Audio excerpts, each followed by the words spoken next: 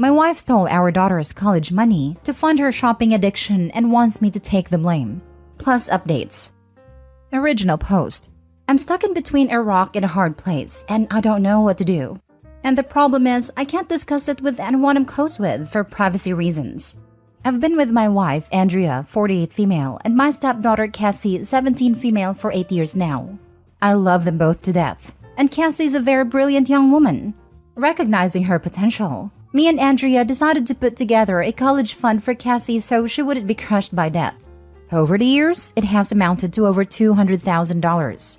Cassie is aware of this and is banking on it since she's trying to get into an Ivy League.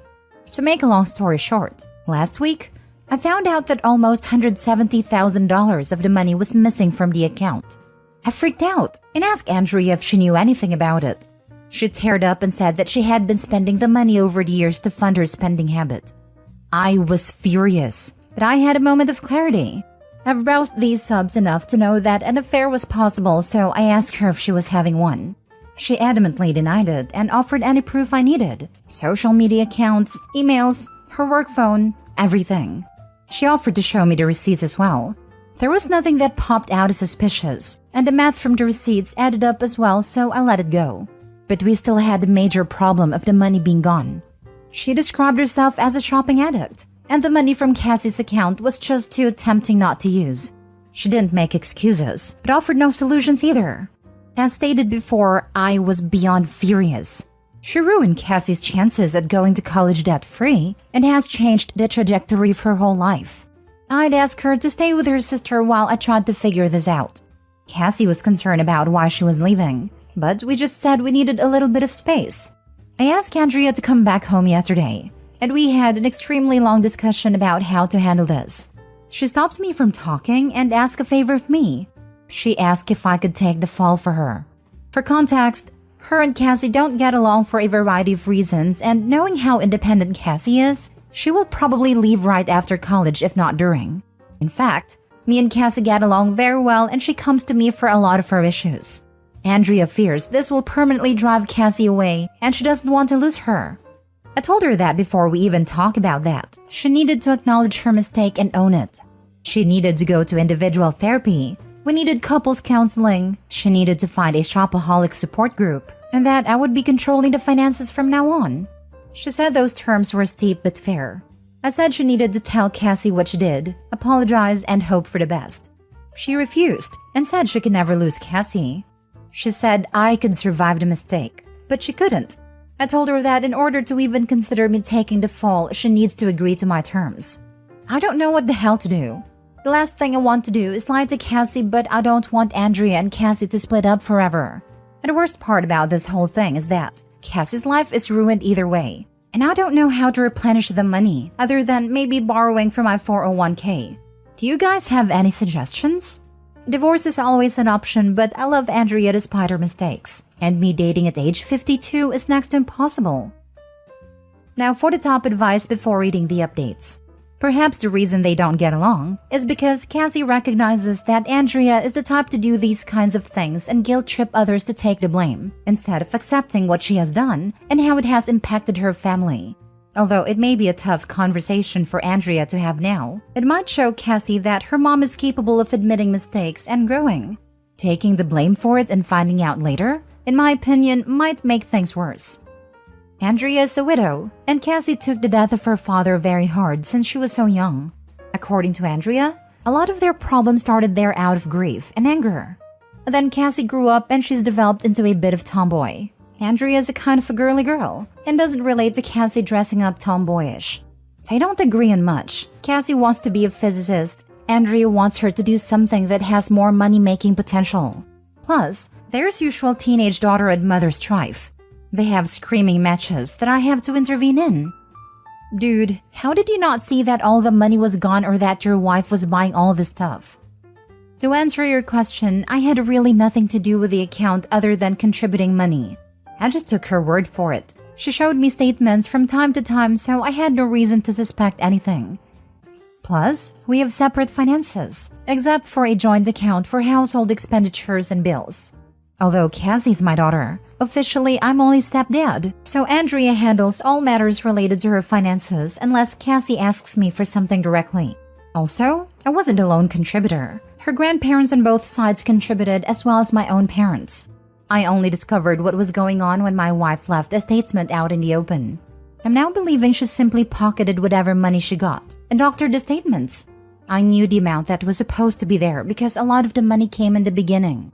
Her grandparents initially contributed $75,000. Mine contributed another $30,000, plus the amount that I added over the years. Don't take from your savings but hers. Make her sell all her belongings. I asked her to take money from her account to pay her back, but she said protecting her retirement is important to her and that she could take out a loan since her credit is excellent. Surprisingly enough, she doesn't run up her credit cards. Now I know how. Also, I'm hesitant to do this. I understand everyone wants her to fry for this, and I do too. However, if I'm to stay with Andrea, I don't want her to have to continue working until she's dead. I would like to enjoy our retirement together. My retirement is very healthy, plus I have a few investments and an inheritance. I could survive the hit. The most important thing is Cassie gets to go to whatever school it is she wants, and don't have to worry about it. But the comments are right. I'm not letting Andrea off the hook. She's going to pay for this and she will be telling Cassie. Do not take the blame. Your wife admitting her mistake to her daughter is the only way your wife's addiction is going to stop. If she can't admit her wrongdoings to the person it hurts the most, she can't move on from her addiction. To add to that, taking the blame isn't going to improve your daughter's relationship with her mom. It's only going to create a situation where she feels that she has two parents that she can't trust or rely on. Don't take that away from her by turning yourself into another unreliable adult in her eyes. You're looking out for her best interest always, and she should know that. 100% this. Do not take the blame. Your wife made her bed. Make her lie in it. She did this to her own flesh and blood. Don't be your scapegoat. You love Cassie and don't deserve the fallout that will occur. Now for the updates. After everyone in here knocked some sense into me, I realized I can't lie to Cassie. I love her too much, and she deserves the absolute truth, no matter how ugly and hard it is. I will be talking to Andrea and telling her that we need to tell her the truth together as a condition of us staying together, or else I will initiate divorce proceedings and tell Cassie anyway. Also, as someone suggested, I don't need her trying to flip the script on me, so I'll record our interactions going forward. Thanks. Update 2. I want to thank everyone here for really opening my eyes yesterday. You all are right. I need to put Cassie first. And like I said, I'll be telling the absolute truth. Even if she gets mad at me and disowns me, at least I'll know I did the right thing. In addition, I'm going to pay for her college myself. I can pull money from a couple of places, such as my retirement and inheritance, so it'll be okay. If I have to live a little frugally during retirement and work a few extra years, then so be it. Cassie's worth it. I honestly doubt her mother is going to sell her stuff, so that's why I'm taking this route. As for Andrea, I've been criticized for wanting to let Andrea off the hook, so to speak, but it's easy to say when really deep feelings aren't involved. That being said, I don't think I can stay with her. What she did is horrendous, and she ruined our daughter's future for addiction. We had a long discussion late last night, and I threatened divorce unless she told Cassie the truth. She begged me not to do this, but I put my foot down, and eventually she agreed, but only if I agreed not to divorce her, and I helped to repair their relationship. I likely won't be doing either. She made her bed, so she can sleep in it. Now for the second story. I killed my dad and I don't regret it. Plus update. I, 27 female, never really had a great relationship with my dad, 55 male. When I was 6 years old, him and my mom went through a nasty divorce. It was so bad my mom had resorted to substances to help cope. It got so bad that she overdosed and had to go to rehab, and I was forced to live with my dad. For the first couple of years, it was great. I was his only child, so I was really spoiled. And it was like that until I turned 9 years old and my dad met his now wife we're gonna call Sherry. I never liked Sherry because I felt like she was trying to steal my dad away from me. Whenever I had a school function, I wanted my dad to come. Sherry always kept him from coming. I ran track and played soccer, and my dad used to always come to my little peewee games, but when Sherry came, it was he had something better to do. Sherry also has kids herself. She has 2 sons and a daughter. I kind of enjoyed having other kids in the house, because being an only child did get boring. I got along great with her kids. Me and her daughter was the same age, and her sons were 2 years older than us, twins. As I grew up, my dad started to grow further apart from me and got closer to Sherry's kids. He would go to school functions, games, recitals, parent-teacher conferences, anything that included parents. He would always show up for Sherry's kids and nothing for me. It gotten so bad that we had to have a meeting with my dad and a guidance counselor because she noticed how my grades would start to slip and how I never participated in anything anymore. And wouldn't you guess it, my dad didn't even show up to the meeting. I started to slowly hate my dad after that and wouldn't even try talking to him anymore. The breaking point for me was my 15th birthday. I'm Colombian, and everyone knows that in the Latin community, the 15th birthday is the most important day for a little girl. During my birthday month, my dad actually started to acknowledge me and we started to plan my quins. And I was the happiest I've been in years. We picked out the venue, my dress, the song me and dad were gonna dance to. We sent out invites, picked out decorations. Everything was going great until a week before the party. Everything was paid for. People already RSVP'd and everything was set in stone. Until my dad announced that we were going on a vacation the day of my quins. I asked him about my party, and he said he canceled it and wanted to go on vacation instead. I pretended to be okay with it and said okay and asked where we were going. Then Sherry laughed and said that I wasn't going with them and that I was going to stay with my grandma instead. After that day, I just decided to give up on any kind of relationship me and my dad could possibly have. I had no more birthdays, no Christmas gifts, and basically had to fend for myself. Which was crazy because my family was rich and was really well off. I had to get a job in order to get new clothes and shoes, hygiene stuff, hair care products, etc. When I turned 18, I moved out and went to live with my grandma and cut off all communication with my dad and his family.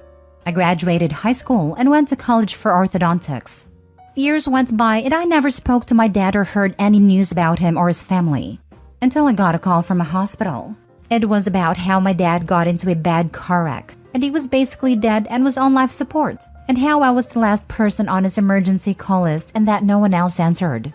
I went to the hospital and they told me the same thing they said over the phone and asked me if I wanted to keep the life support. And without thinking, I said no and said to take him off of it. He killed my spirit and so I pulled the plug on him, and I didn't feel bad at all. It's been years since that day, and I now have a husband with 3 kids that I love to death, and I still don't feel bad about what I did. Now for the top comments. I'm surprised you were even on the list, to be honest. Did he just forget to remove you? Also curious as to how or why no one else answered, as it sounds like the only person he neglected was you. Also, what was the fallout? The rest of his family had to find out at some point that you elected to remove the life support. Not going to lie, this is fairly dark. If he had a DNR, or the doctor said he had no hope, / was going to be a vegetable, then by all means cut it off and walk away. But was that even the case?